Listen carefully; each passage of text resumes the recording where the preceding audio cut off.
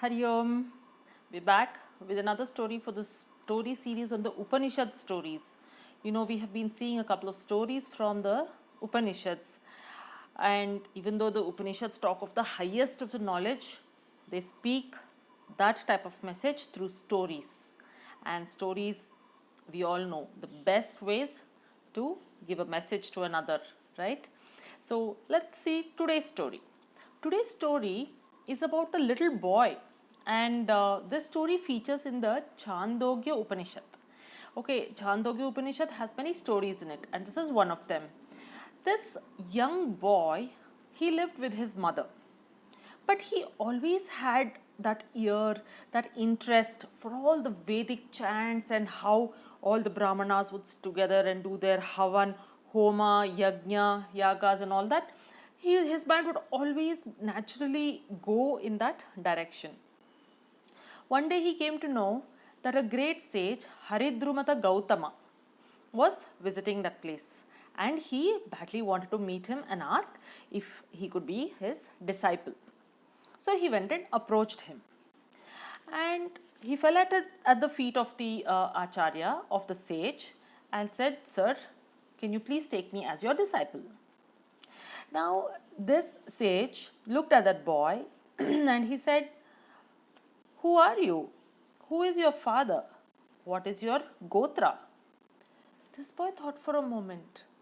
I don't know the answers to these questions, sir, but I'll ask my mother and get back to you. So Acharya said, "Sure."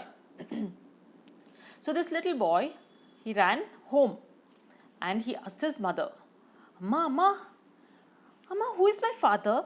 What is my father's name? And do you know which gotra I belong to?" Now this mother was wondering, "Dear child, why are you asking these things today?" So this young boy said, "I want to be the student of that great Rishi who has come. And he asked me all these questions. If I give him the answers to these questions, he will take me as his student." The mother looked at him and smiled. She said, "Dear boy, even I don't know your gotra or your father's name. But you can go back to the Rishi and tell him this much.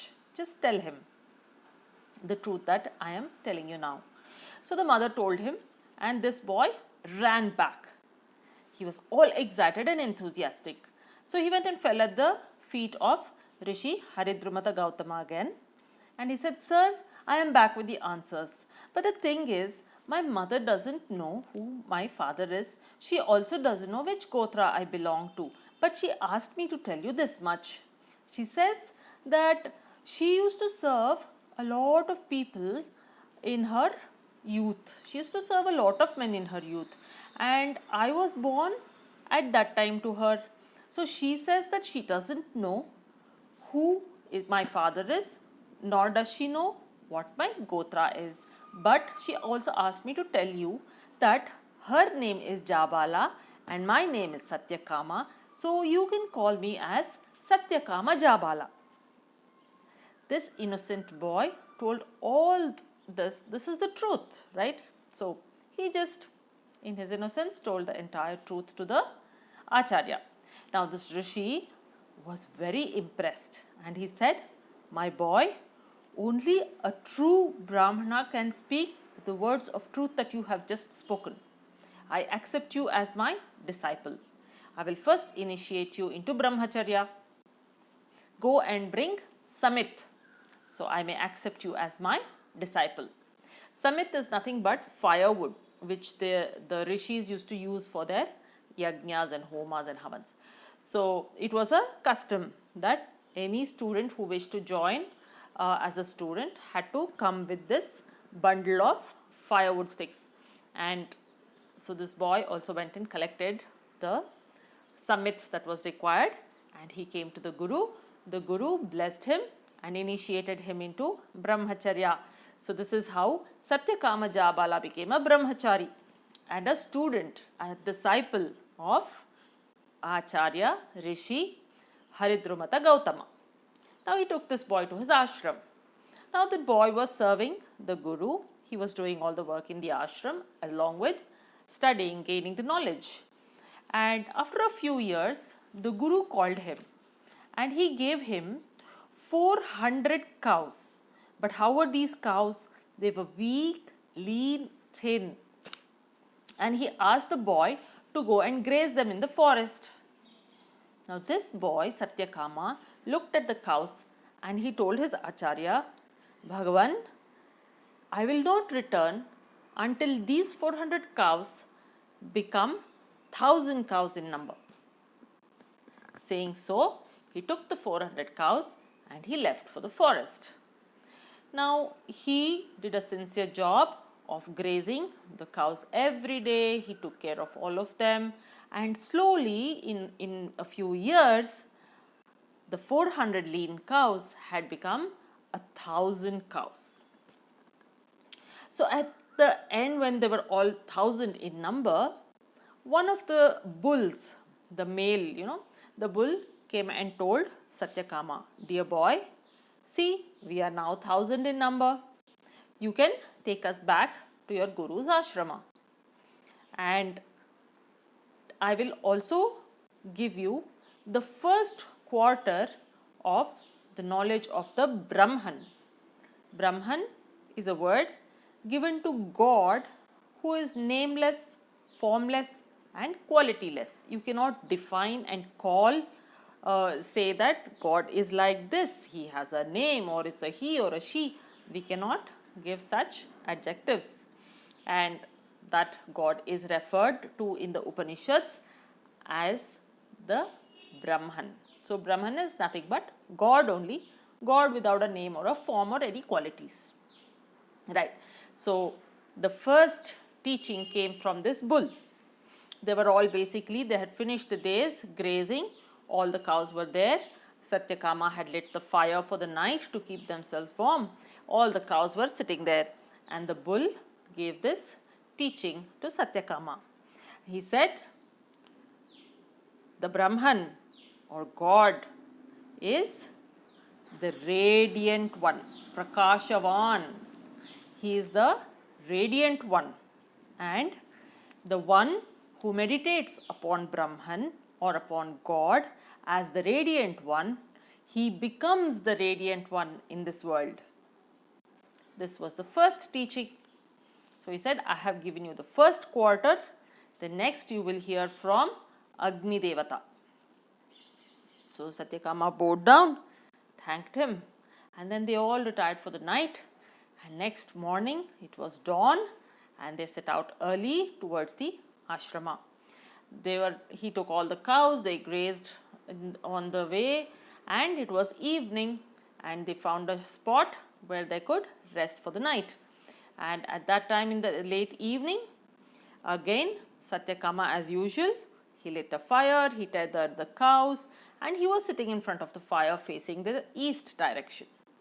He was just resting, and Agni Devata manifested, and he said, dear boy Satyakama, I will give you now the second quarter of the knowledge of the Brahman. And he says, understand Brahman to be the Anantavan, the endless one. And the one who meditates upon God as Anantavan or the endless one, he himself becomes the endless one in this world. He said the next part of the knowledge of Brahman will be given to you by a swan. So saying, Agni Devata disappeared. Satyakama again bowed down in gratitude, and they all rested for the night, and again the next morning they left towards the ashram. As usual, the bulls and the cows were grazing, and they spent the entire day this way walking towards the ashrama, and it was late in the evening, and they settled down in a place, and as usual the dear boy Satyakama kindled a fire and tethered the cows, and he sat in front of the fire facing the east. As he was sitting, a swan came flying and settled before him, and he said, dear boy Satyakama, I am here to give you the third quartet of the teaching of the Brahman or the God. And he said, know Brahman to be Jyotishman, the effulgent one. And he who meditates upon God or Brahman as the effulgent one, he verily becomes the effulgent one in this world. So saying, the swan flew away. Satyakama bowed down in gratitude, and they all rested for the night. And again, next morning, it was the last leg of their journey. They set out as soon as the sun had risen, and they walked towards the ashram. The cows were grazing on the way, and the day was spent like this. They were almost close by to the ashram, but it was quite late in the evening, so they rested. And as usual, Satyakama kindled the fire and tethered the cows and sat in front of the fire. The swan had also told that the last part of the teaching will be given by a waterfowl.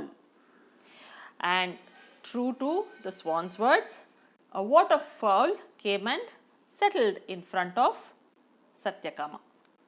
And the waterfowl started its teaching. It said, dear boy Satyakama, I am here to give you the fourth teaching, the fourth quarter of the teaching of the Brahman or God.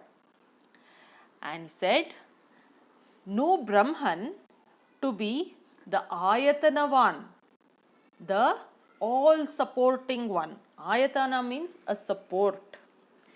And he who meditates upon the Brahman, upon God as the all supporting one, he himself becomes the all supporting one in this very world. So saying, the waterfall went away. Satyakama again bowed down in gratitude and rested for the night.